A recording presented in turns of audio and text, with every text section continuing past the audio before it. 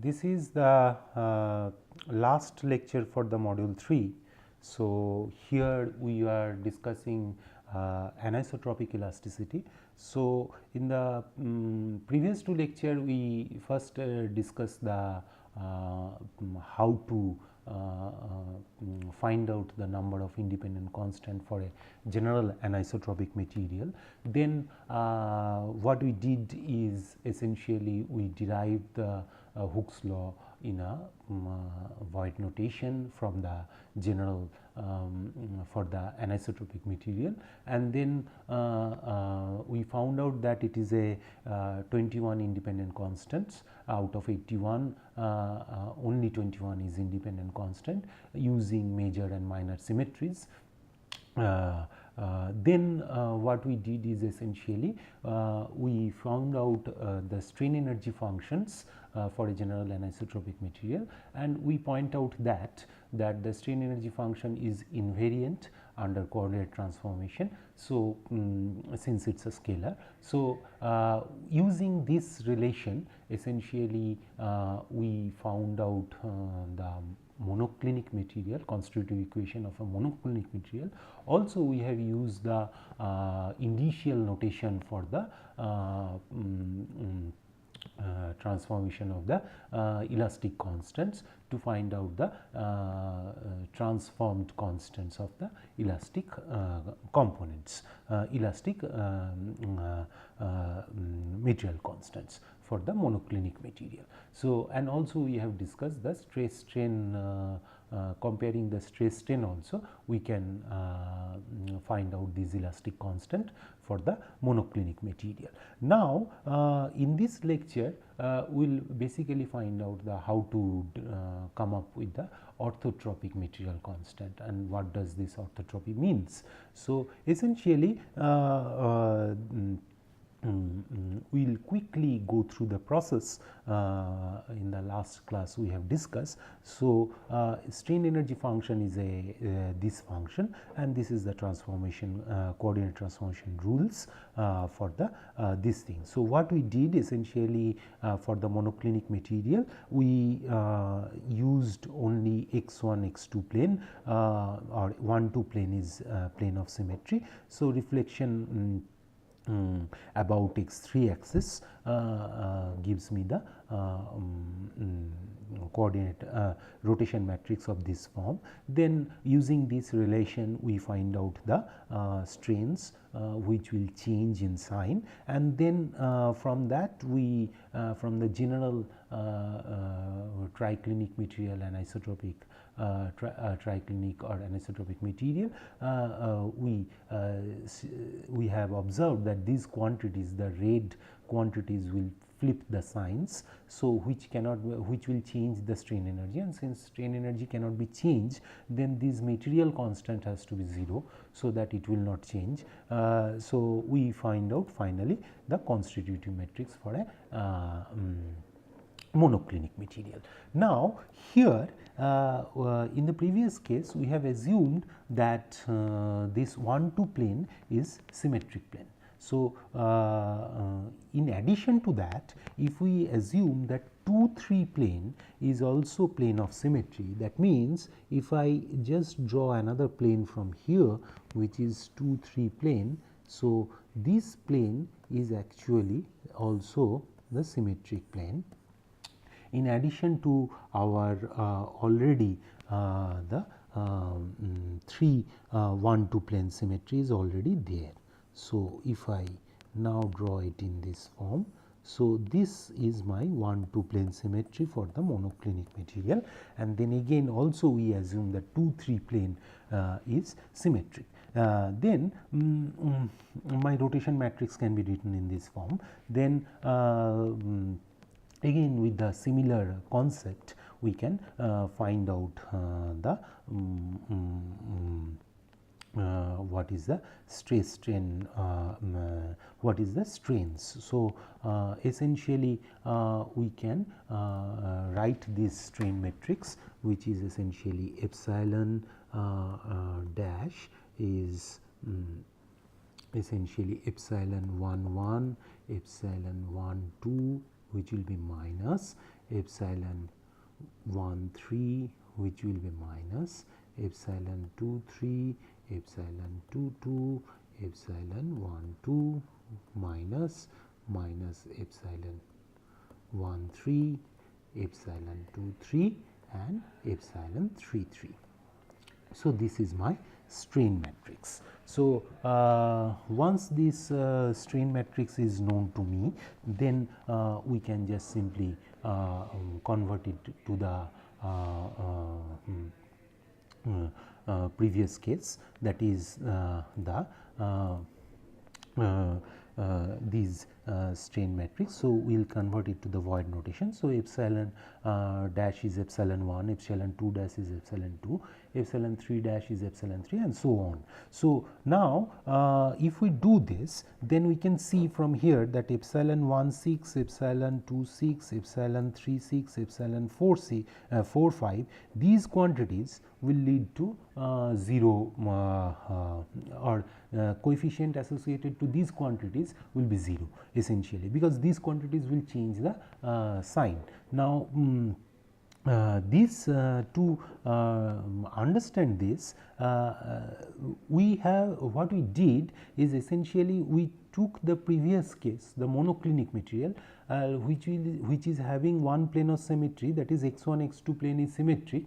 Now, then we are again saying that 2 3 plane is also symmetric.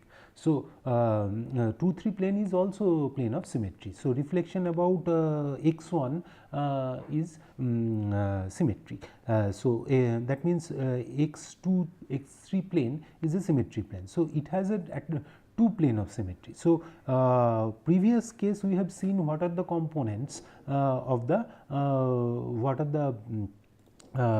components of the or what are the material constants which will be 0 in the previous case, which is essentially C14, C15 and so on, these components is 0. Now, on top of that we are this is due to the one plane of symmetry. Now, on top of that again we are assuming that 2 3 plane is also symmetric, plane of symmetry. So, then finally, we consider the general anisotropic material, for which these due to the 2 3 plane of symmetry, these quantities will again come into or these quantities again will change the sign. So, epsilon 1 6, epsilon 2 4, these no epsilon 2 6, epsilon 3 6, these will change the sign. So, and epsilon 5 6 will also change the sign. So, this again this was there for the previous case. Now, this again, to do this again we have to again use the invariance of the strain energy function. So, which will again lead to me that C14, C15, C16, C24 and so on, this will be 0. So, finally, if I use this condition, then it will be my this case, my constitutive matrix will look like this. So, which will have if you have remembered, so we had these only these quantities are there in the monoclinic material. Now, extra these quantities will be 0 due to the 2 plane of symmetry, and then this quantity is was also there. So, this will be again 0. So, this gives me the full orthotropic material matrix, or the so a material with any 2 planes of symmetry is orthotropic material. Actually, if 2 mutually perpendicular planes are symmetric, then third plane is also plane of symmetry. So, that means if we say that orthotropic material is mutually 2 mutually orthogonal plane of symmetries are orthotropic material. 3 mutual plane of symmetries are orthotropic material. Now, this can be done through this the previous procedure, where we have seen that this using this Cijkl formula, we can also do that.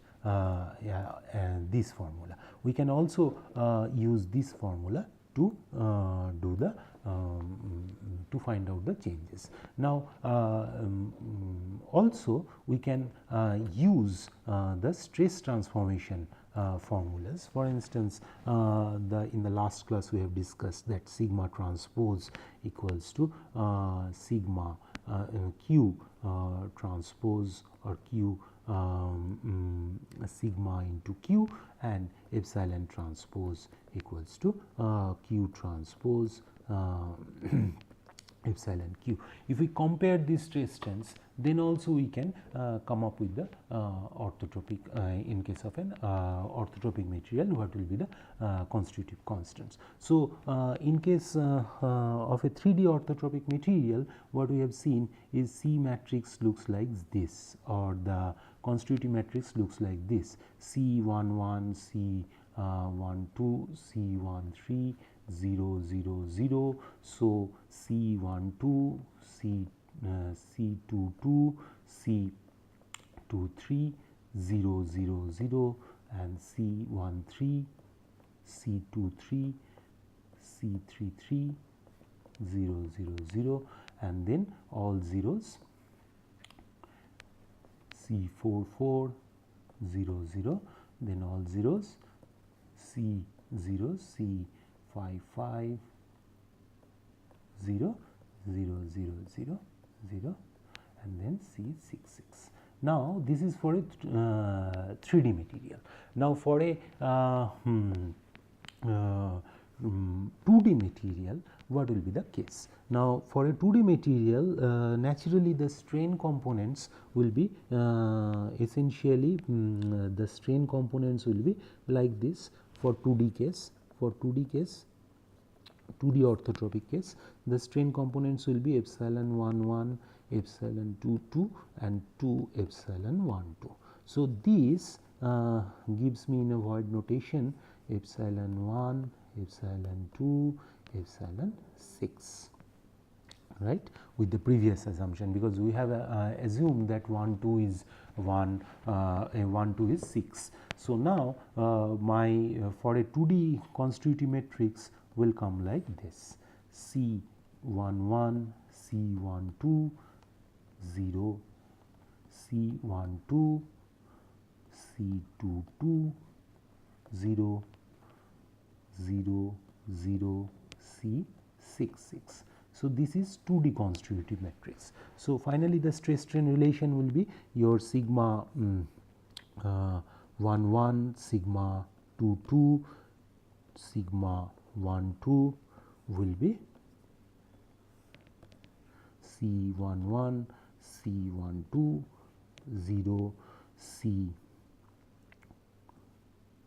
C12, C22, 0, 0, 0, C66. Now, this will be your epsilon 1 1, epsilon 2 2, 2 epsilon 1 2. Now, you see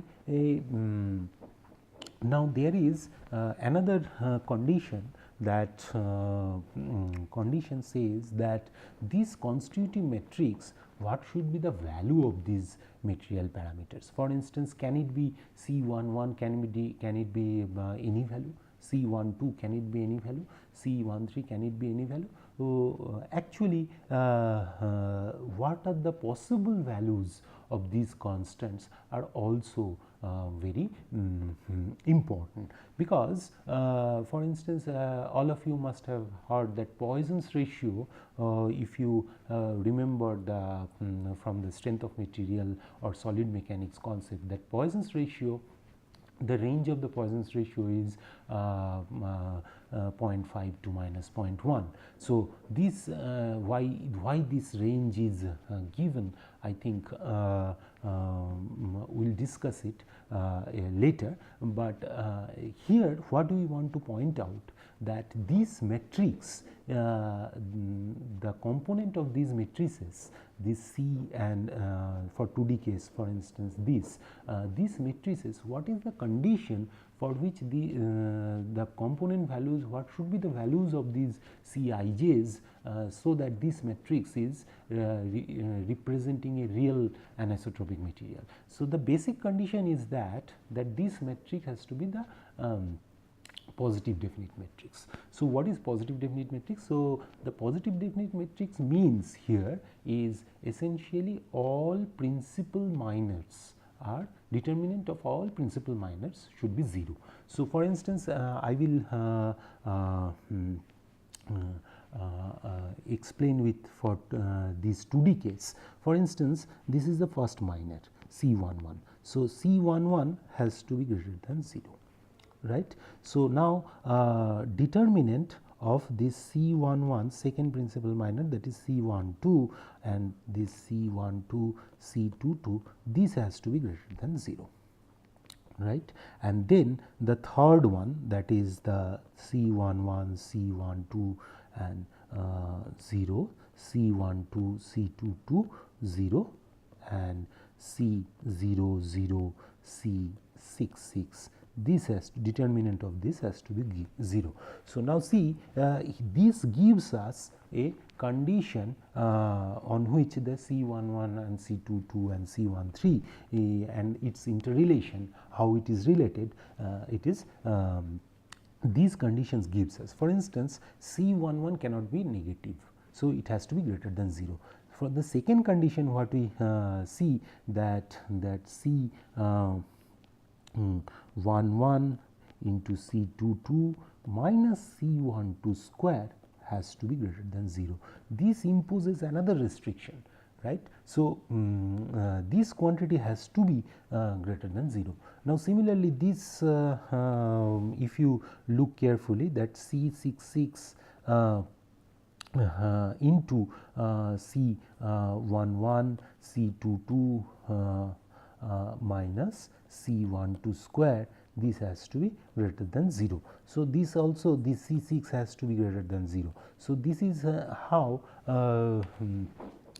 these for 3D case also we can represent it. C11 C in that case we can also represent this all principal minors. For instance, if I write it, this has to be greater than 0, then again this condition will evolve, and then this condition, which is actually the determinant of 3 cross 3 matrix, this will be 0, then multiplied with this. So, all these quantities has to be 0. So, that means the even though we know the material properties, of a constitutive tensor, means constitutive, we know how it looks like the constitutive matrix is, but we have to be very careful how these material parameters can be taken.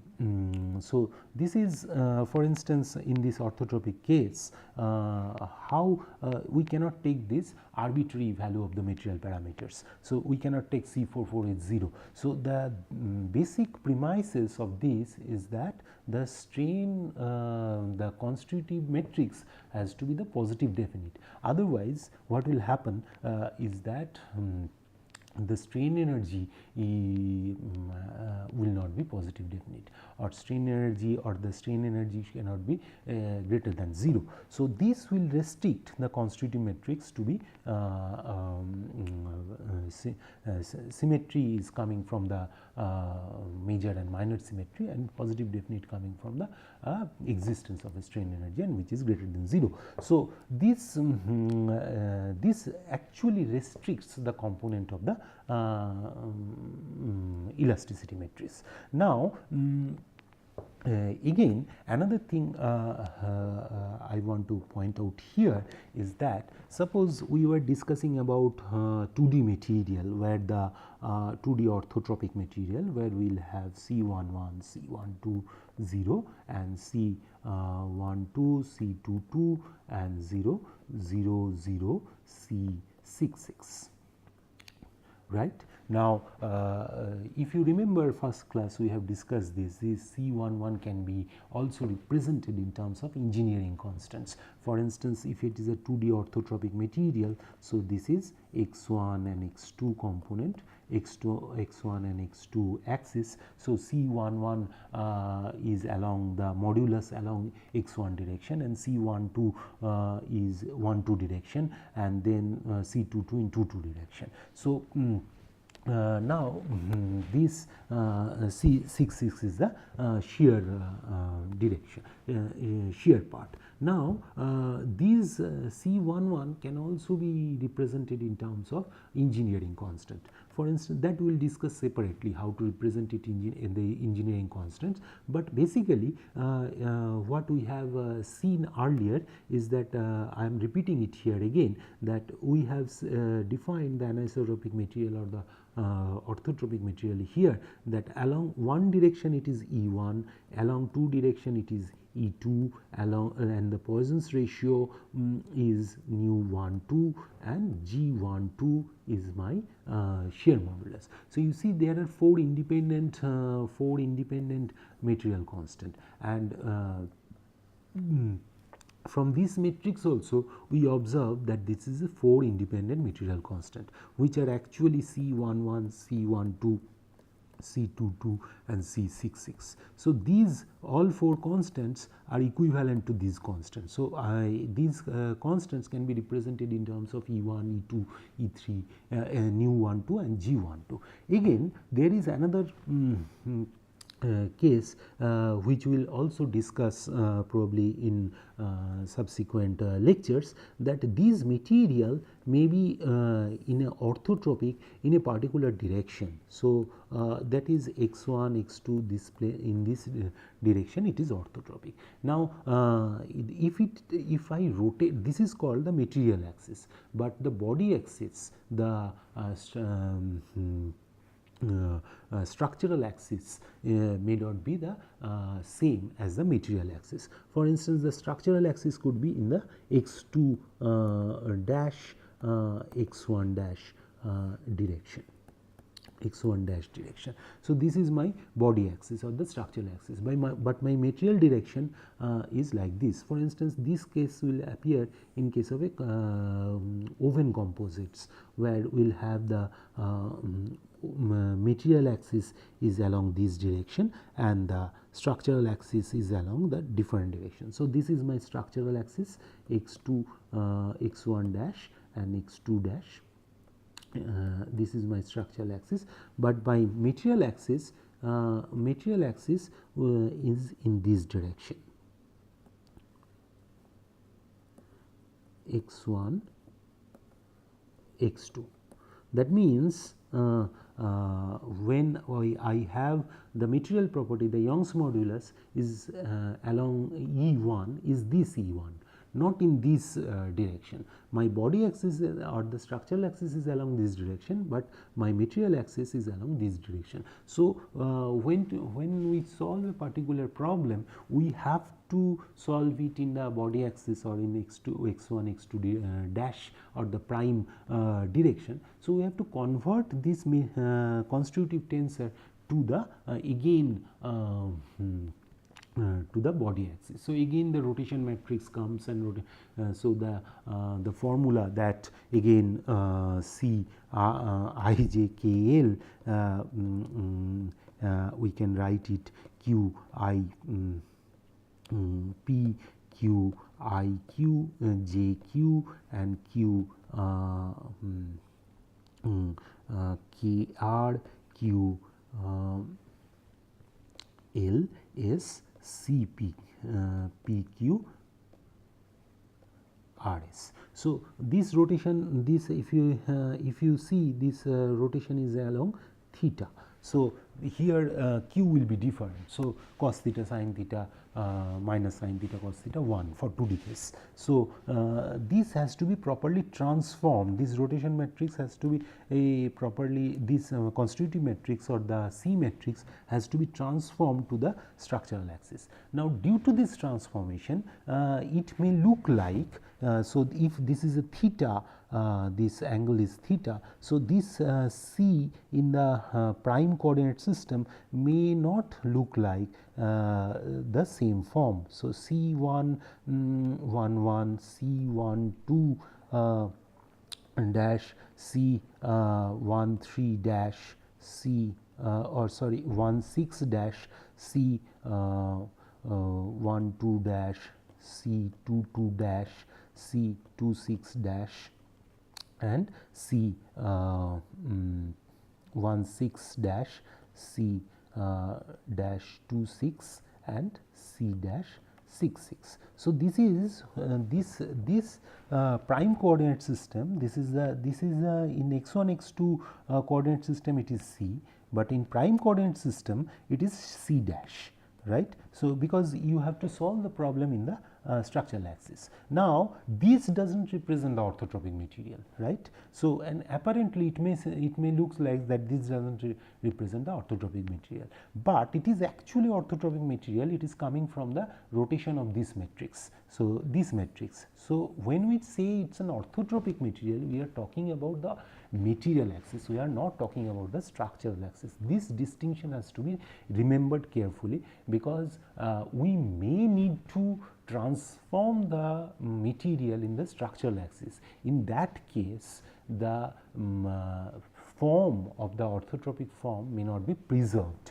So these are the, even though it looks, you see that 1 2 3 4 5 6, there are 6 independent components in this form, but actually there are 5 independent components. The 5 independent components come from here, that C11 C12 C22 C66 and the theta. So the rotation as well as the material constant in the material axis. So essentially it's a rotated orthotropy or special class of orthotropy. So where we essentially rotate the material axis to match with the structural axis. So this is one point one has to remember when applying for a composite material. We will discuss this composite material in a detailed form in the subsequent classes. So here I stop today. In the next module, we will again discuss some parts of the anisotropy and then basically we will discuss transverse isotropic and then isotropy, and then some strain energy, form of strain energy, and then we will go for the composite analysis. Thank you.